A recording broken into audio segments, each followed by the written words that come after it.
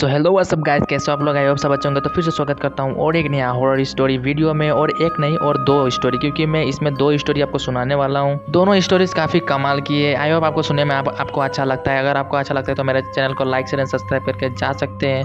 तो चलो आपका कीमती टाइम ना खराब करते हैं स्टोरीज को शुरू। हेलो दोस्तों, ये कहानी ज़्यादा पुरानी नहीं है। एक दिन एक लड़का जो कि एक कंपनी में काम किया करता था, उसे किसी भी भूत प्रेत के बातों पर बोलने पर भी उसे विश्वास नहीं होता था। वो इन सब भूत प्रेतों में विश्वास नहीं करता था। वो भूत प्रेतों को बस दिमाग का वहम मानता था। एक दिन उसके कंपनी में कुछ काम बढ़ गया था, जिसके कारण उसे घर आने में थोड़ी सी देर हो गई। वो अपने ऑफिस से काम खत्म करके देर रात को निकला। वो अपने बाइक में था। कुछ दूर तक बाइक चलने के बाद अचानक ही ऑटोमेटिकली बंद हो गया। अब वो अपने बाइक को लेकर पैदल ही अपने घर की तरफ चल पड़ा। कुछ देर चलने के बाद उसे एक बस स्टॉप दिखा। वो वहाँ पर कुछ देर रुक गया और उसके थोड़ी देर बाद ही एक साधु आकर उसके पास बैठ गया। साधु अपने पास एक बीड़ी रखा हुआ था। वो उस बीड़ी को अजीब तरीके से पी रहा था। उस लड़के की एक आदत थी, वो किसी से भी बातें करना शुरू कर देता था। वो उस साधु से भी बातें करने लगा। बात ही बात में उस लड़के ने साधु से कहा, बाबा मैं किसी भी भूत प्रेत में नहीं मानता हूँ, बस ये सब झूठी बातें हैं। तभी साधु बाबा ने कहा, तुम भले ही भूत प्रेत को मानो या ना मानो, लेकिन तुम ये मत कहो कि भूत प्रेत नहीं होते हैं। बाबा की ये बातें सुनकर लड़के को थोड़ी सी हंसी आ गई। तभी लड़के ने बोला, अगर भूत प्रेत है तो क्यों मुझे दिखाई नहीं देते हैं? क्या आप मुझे अभी कोई भूत दिखा सकते हैं? साधु को उसकी बातें लग गया और साधु ने बोला, अब इसे भूत तो दिखाना ही होगा। साधु ने लड़के को शमशान घाट की ओर चलने को कहा। फिर वो दोनों शमशान घाट की तरफ चल दिए। रास्ते में उस लड़के को थोड़ा डर लगने लगा, फिर भी वो अपने डर को कम करके आगे बढ़ा। कुछ देर के बाद वो दोनों शमशान घाट के अंदर पहुंच गए। शमशान घाट में अभी कुछ लाशें जल रहे थे। साधु ने उसे एक ऐसा स्थान पर बैठाया जहां पर कुछ देर पहले एक मृत्यु आदमी की लाश जली थी। साधु ने जमीन के अंदर एक लोहे का कील गाड़ दिया। उसमें एक सफेद धागा बांध दिया। उस धागे का अंतिम डोर लड़के को पकड़ने को कहा। अब उस लड़के को हद से ज्यादा डर लग रहा था। उसकी सांसें काफी तेज हो चुकी थी। उसके साथ उसके हाथ पैर भी कांपने लगे थे। फिर भी उसने वो धागे को पकड़कर ही रखा था। साधु ने कुछ बतासा को चारों ओर रख दिया। सारे बतासे उस साधु के पास में ही लाइन करके रखे हुए थे। उसके बाद साधु ने लड़के को सावधान किया। तभी साधु ने बोला, अभी कुछ आत्मा इसको खाने के लिए आएंगी। जब तक वो इन बतासों को खा के नहीं चले जाते, तब तक तुम अपने हाथों से इस धागे को मत छोड़ना। अगर तुम धागे को छोड़ते हो तो तुमको बहुत ही नुकसान हो सकता है। फिर साधु ने मंत्र पढ़ना शुरू कर दिया। कुछ मंत्र पढ़ने के बाद उस साधु ने लड़के को अपनी दोनों आंखें बंद करने को कहा। फिर कुछ देर के बाद अपने दोनों आंखें खोलने को कहा। जब वो लड़के ने अपने दोनों आंखें खोले तो वो जो देख रहा था, उसे अपने आंखों पर तो विश्वास ही नहीं हो रहा था। वास्तव में वहाँ पर 4 आत्मा आई हुई थी जो कि बतासों को खा रही थी। लेकिन जब उसने देखा कि उसके पड़ोस में रहने वाली एक व्यक्ति की आत्मा भी आई हुई है जो कि कुछ दिन पहले ही मर गए थे, तो उसके हाथ से वो धागा छूट गया। अब वहाँ पर साधु बाबा भी नहीं थे, क्योंकि उसके हाथ से रस्सी छूटने के बाद वो साधु बाबा वहाँ से गायब हो चुके थे। और फिर वो लड़का तेजी से शमशान घाट के बाहर निकलने लगा और अपने घर की तरफ दौड़ने लगा। जब वो भागते हुए अपने घर की तरफ जा रहा था तो पीछे से कोई उसका नाम लेकर उसे पुकार रहा था।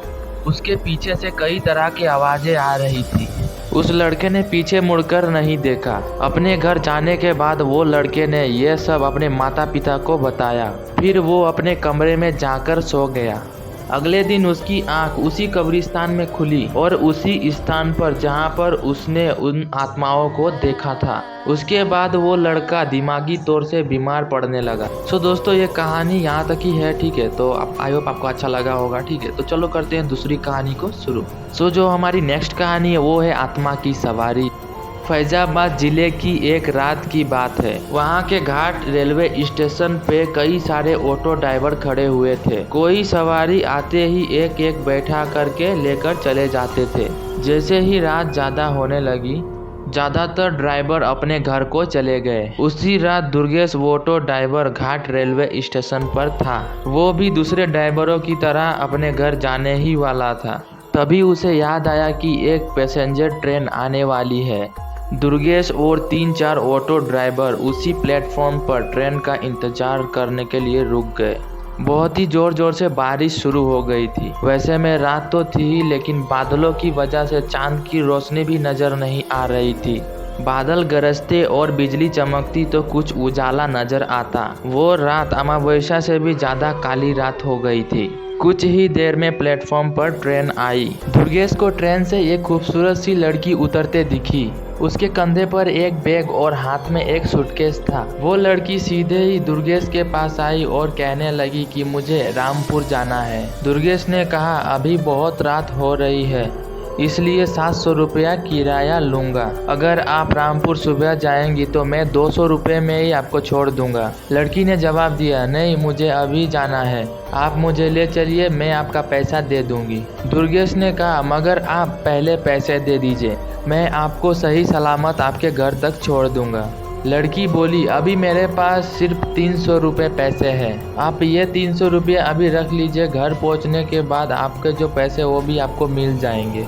इतना सुनते ही दुर्गेश ने कहा ओके ठीक है मैडम, आप ऑटो में बैठ जाइए। कुछ ही देर में दुर्गेश ने वो लड़की को उसके घर पर पहुंचा दिया। वो लड़की ऑटो से उतरी और घर के अंदर चली गई। दुर्गेश अपने 400 रुपये के इंतजार में वहां पर ही खड़ा रहा। आधा घंटा बीत गया लेकिन वो लड़की लौट कर नहीं आई। दुर्गेश के मन में हुआ कि अंदर जाकर देख लेता हूँ कि अब तक वो क्यों नहीं आई। वो उस लड़की की घर की घंटी बजाई और जोर जोर से आवाज करने लगा। तभी एक बुढ़िया ने घर का दरवाजा खोला। दुर्जन ने उस बुढ़िया से कहा कि एक मैडम मेरे ऑटो से यहाँ पर आई हुई थी, उनसे मेरे 400 रुपये लेने हैं, वो अब तक पैसे लेकर वापस नहीं आई। बुढ़िया ने हैरानी से पूछा कौन मैडम? यहाँ तो मैं और मेरे पति के अलावा कोई भी यहाँ पर नहीं रहता। हमारी बेटी पहले यहाँ रहा करती थी लेकिन वो यहाँ 5 सालों से नहीं रहती है। दुर्गेश बोलने लगा क्यों, अब वो कहाँ रहती है?